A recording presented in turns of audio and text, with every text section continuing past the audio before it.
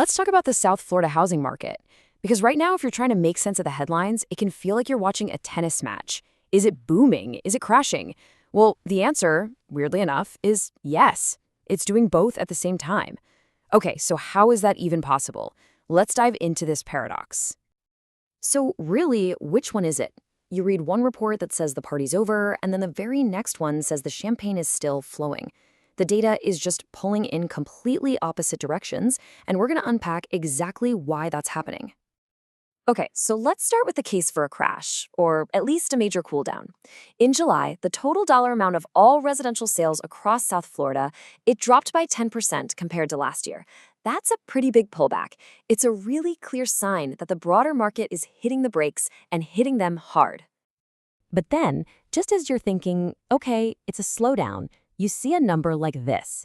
In that same exact time frame, sales for condos in Broward County, specifically those priced over $1 million, they surged an incredible 79%. So you've got a 10% drop on one hand and a 79% explosion on the other. This right here, this is the heart of the paradox. So what is really going on? First, let's look at the overwhelming evidence that for the average buyer and seller, the market has really entered what you could call a deep chill. That frantic, buy-it, sight-unseen energy of the last few years, yeah, that's gone. It's been replaced by something much, much slower. And this number really shows you the new pace of things. The average time a home in Florida sits on the market has stretched all the way out to 53 days. I mean, that's nearly double what it was at the market's peak. The days of listing on a Friday and sorting through multiple offers by Sunday, those are over. We're back to a much more deliberate, patient market. And a huge reason for that slowdown is right here, inventory. The number of homes for sale across the state has shot up 24% compared to this time last year. More choices for buyers means less pressure, less of that frenzy, and a lot more time to actually think and make a decision. And, when buyers have more choice, they also get more power. Now, what's really interesting is just how much power they have.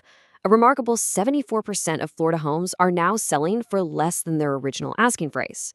For most people, the days of insane bidding wars are basically a distant memory. And if you need just one single image to really grasp the scale of this reversal, this is it. According to Bankrate's Housing Heat Index, 4 of the 5 least active housing markets in the entire country are now in Florida. Think about that. The place that was the hottest market in the nation has become one of the coldest. So the bottom line is, for the mainstream market, it is undeniably correcting. But of course, that's only half the story. So let's pivot to the other side of this divided market.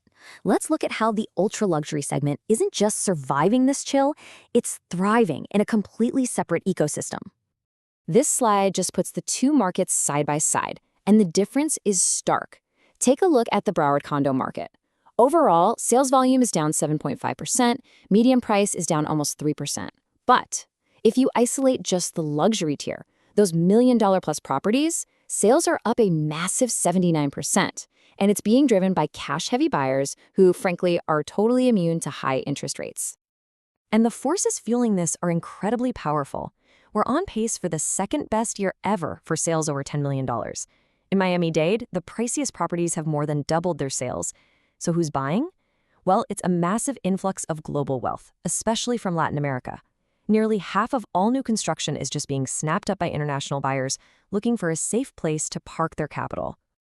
Okay, so we have two completely different markets operating in the same place at the same time.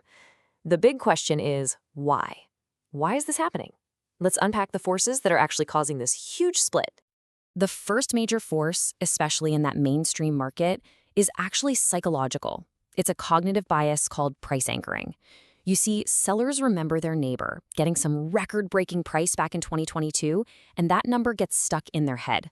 They're anchored to the peak, and they refuse to accept that today's market is just different. And here is the direct result of that price anchoring. It's pretty stunning. 59% of all listings in Miami in June were taken off the market without ever selling. That's the highest rate in the entire nation.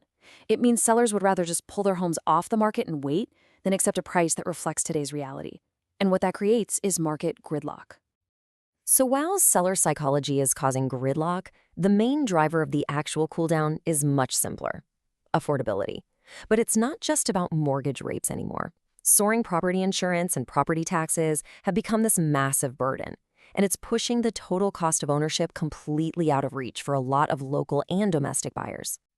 Now, there is a little glimmer of hope on that front. It looks like some recent legislative reforms might actually be starting to work. 15 new insurers have been approved to enter the state, which should increase competition. And get this, one major carrier even filed for a rate decrease, with condo owners potentially seeing the biggest benefit. It's early for sure, but it's a positive sign. So, when you put this all together, what does it actually mean? Let's try to synthesize this whole tale of two markets into a clear takeaway on what South Florida's new reality looks like for anyone trying to navigate it. So here's the crucial point. For buyers, rising inventory is giving you significant negotiating power back, especially if you're looking at condos. And for sellers, you have to overcome that price anchoring tendency and understand that the market is in a state of gridlock. If you actually want to sell, you have to price your home for today, not for 2 years ago. This is the new bifurcated or barbell market that we're living in now. So is the South Florida market crashing or booming? The answer is it's doing both. It's splitting into two separate worlds. And while forecasts do point to a return to more stable, normal growth, the real question for the future isn't about boom or bust anymore. It's whether this divided market is the new normal, creating a Florida that's a perfect haven for global wealth, but one that's increasingly unaffordable for its own residents.